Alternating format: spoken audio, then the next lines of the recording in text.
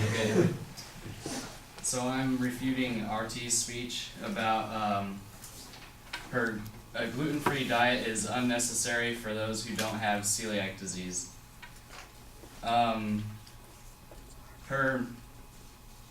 First of all, I don't think her speech was really something to debate about. I kind of thought it was more informative rather than an issue. Her secondary claims to support her speech were, the first one was a gluten-free diet was made for those who have intolerance to gluten. I thought this was more background information rather than a claim. I did some research on it and I couldn't really find anything that would offer like another point of view. Everybody that was kind of an expert in the area agreed that it was for people that have celiac disease. Her second claim was a gluten-free diet rids your body from nutrients.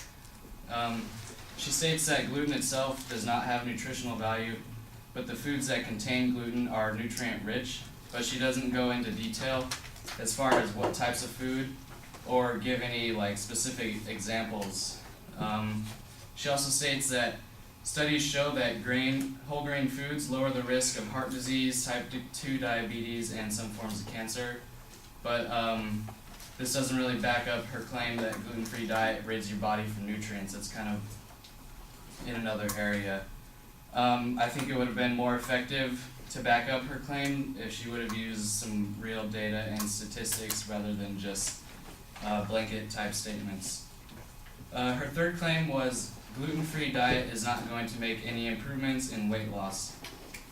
She states, often in the absence of gluten, food manufacturers have to use more fat or sugar to bind foods together, but she doesn't give any citation to quote or state that it was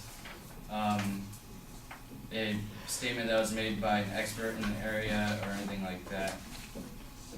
She then gives an example of 2 pretzels, one with gluten having 110 calories and 1 gram of fat, compared to a gluten-free pretzel having 140 calories and 6 grams of fat.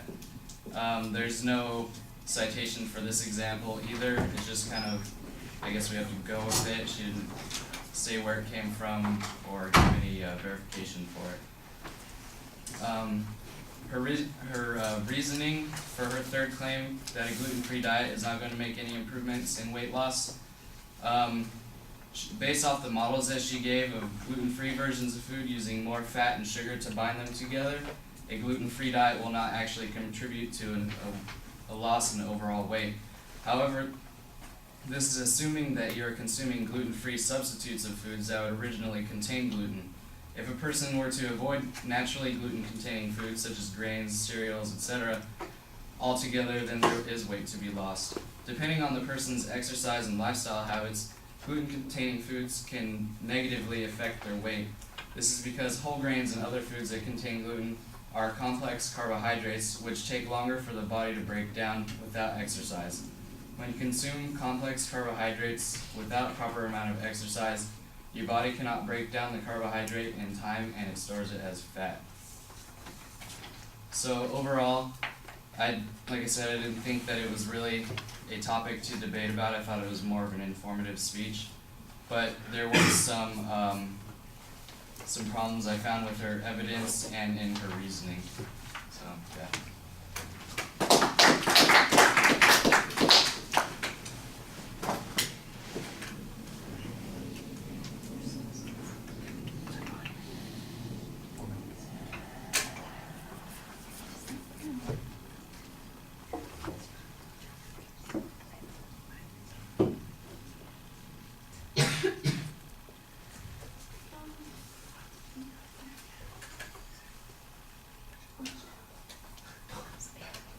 Good. Really good. That was not just me. I was like, whoa. Okay.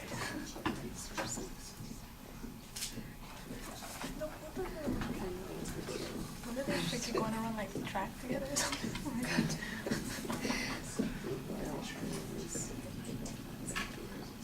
Excuse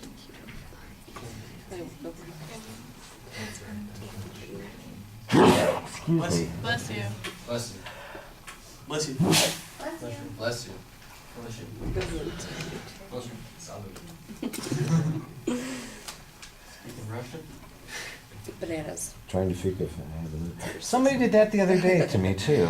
Isn't that And I was trying to say, what do you think of You think of like bananas? the first thing that pops into your mind. No, you just That's say what- bananas. You just say Really? any random word and it'll keep you from having to sneeze. Oh, I don't know. I just learned that. I don't know. I want to go the other direction. I want to get the damn sneeze out.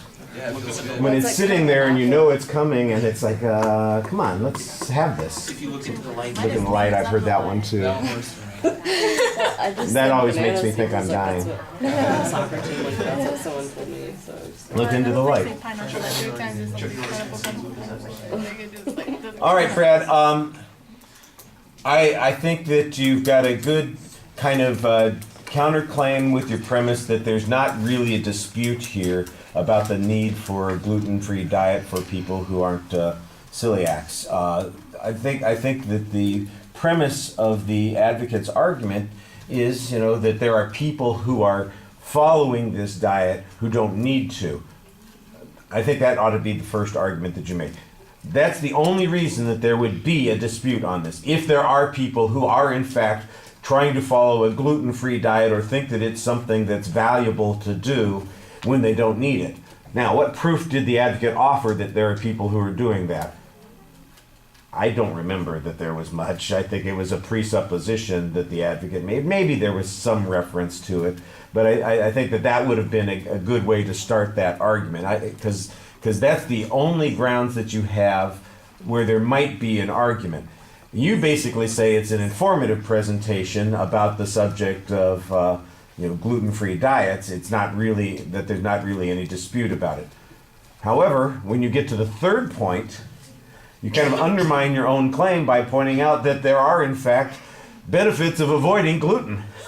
And it helps you with when you're dieting because people don't, they're not taking in, they're avoiding the foods that are more likely to make them fat and those kinds of things. So, in essence, you're kind of, at the beginning of the speech, you're saying there's no dispute, and then you're saying, well, there is a dispute here. Maybe the dispute needs to be narrowed a little bit, and that's the way to present it. I thought you did a pretty good job trying to explain those issues as you went along. Sometimes it was a little awkward when it's coming out. It doesn't come out quite as clearly as it should, but you usually try to give us an explanation on those points. There were some challenges on the way the advocate reasoned that I think needed to be a little bit clearer. You said that they were making presuppositions or they're using generalizations and that there's no proof on those generalizations. Well, once again, I think that you need to be specific and say, here's the claim they made. What evidence did they offer that this is how people are acting or this is what's going on? And then say, they didn't offer any evidence. There's not an example, there's not a quote, there's not a statistic, there's none of this information that's going on.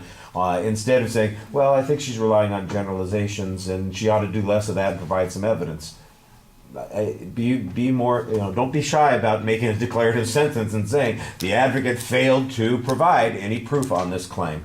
I think that you can be more assertive about those things. Then there's some challenges about the advocate's citation of information, and that those are legitimate criticisms. I don't know that they automatically cause us to toss out the data, because it sounds to me like that you believe that there was information that was being cited, but it was not being given a source. And so there's a little bit of ambiguity on how we ought to view those arguments. Like I said, I thought that you did a pretty good job trying to follow the structure. Some of the issues have to do with the nature of the argument itself to begin with. Then there are a couple of places, like I said, where you're a little ambiguous as to what the criticism is that you're making on a point. But I appreciate you being ready today, as I appreciated that for everybody who is ready today. Thank you. You're welcome.